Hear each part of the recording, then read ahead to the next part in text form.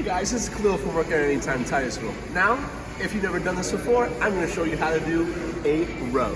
Now, we're going to start off here. You can adjust the tension you want.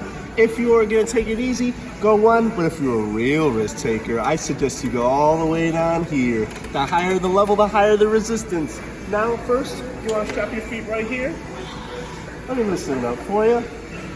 Put your feet in there. Strap it up good like you're strapping your kid into a car seat. Strap yourself in like that. Nice and firm, nice and tucked up. Then you're going to put your hands right there. You're going to turn it on. Right here's the different levels. Right here's manual interval challenge. We're going to go manual today. You can adjust what time you want. So we got 30 seconds, we got 1 minute, we got 5 minutes, we got 10 minutes, we got 20, we got 30. But we're going to go to 1. We're going to try it out. We're going to start up. And we're going to go. We're going to go like that.